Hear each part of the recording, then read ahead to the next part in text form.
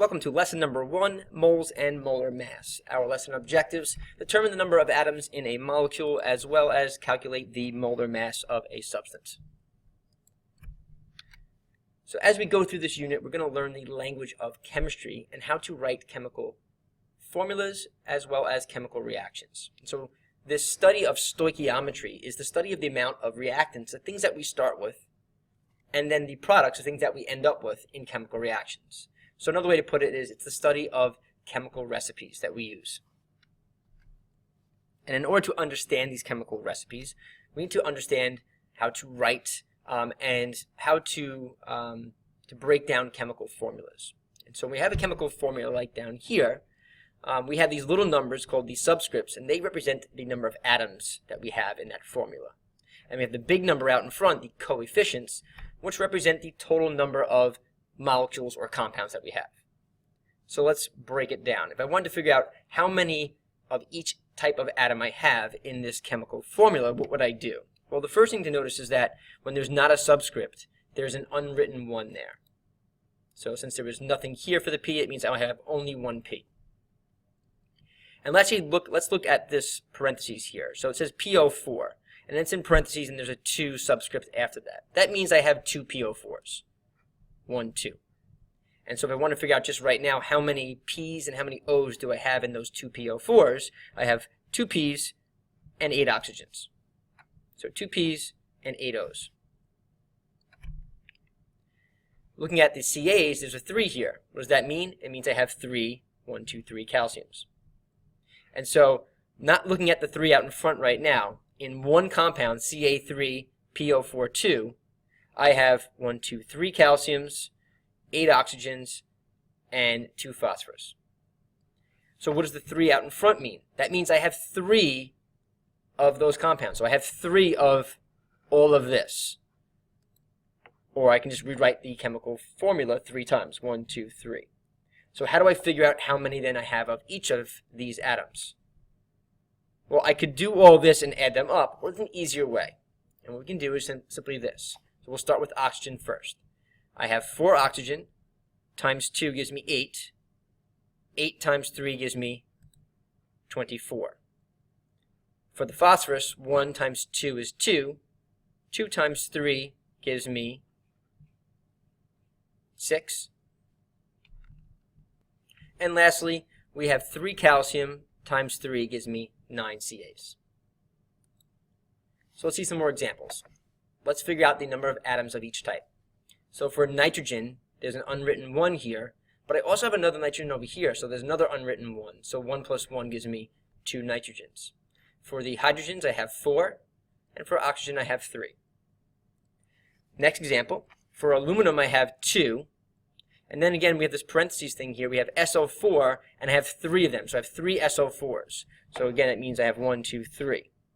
So if we want to count the number out, I have 2 aluminums, I'd have 1, 2, 3 sulfur, and I have 4, 8, 12 oxygen. Or the simple way of doing it is 1 sulfur times 3 is 3, and then 4 times 3 is 12. And then looking at the example below, for aluminum, we have 3 times 2 gives me 6 aluminum. For the sulfur, 1 times 3 is 3, times 3 gives me 9 sulfur. And then lastly, 4 times 3 is 12, times 3 gives me 36. Let's check your understanding. Can you determine the number of atoms in a molecule or compound?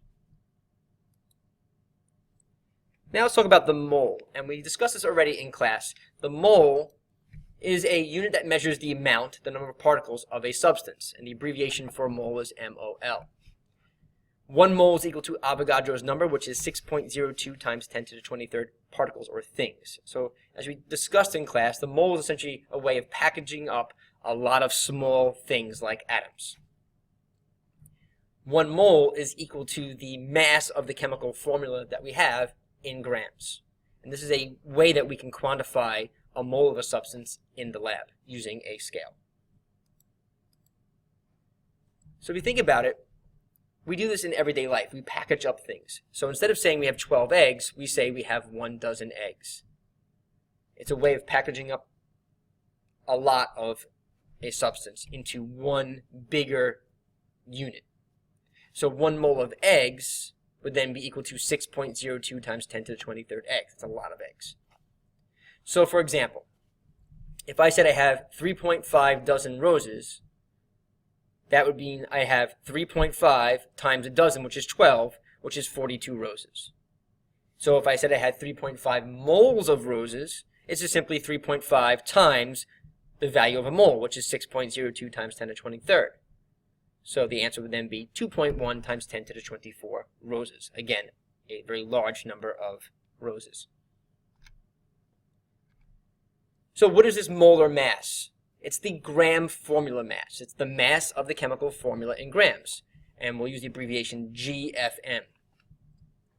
So it's the mass of the formula expressed in grams. It is equal to 1 mole. And the units for molar mass or gram formula mass is grams per mole. So it's the amount of grams per 1 mole of that substance.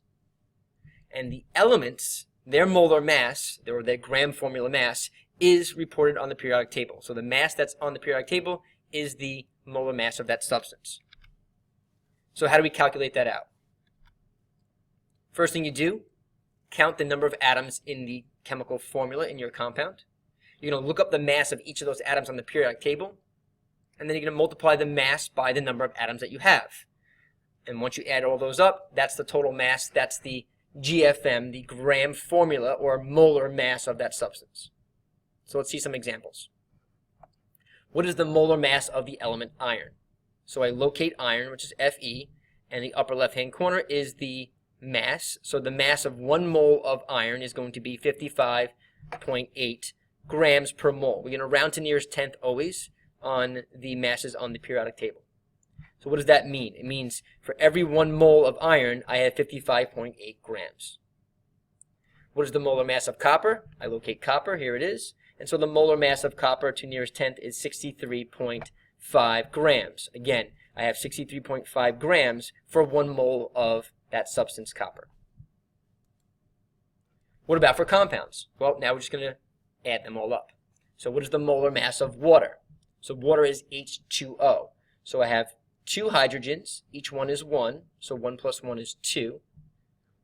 And then oxygen round to nearest tenth is 16. So 2 plus 16 is going to give me 18 grams per mole.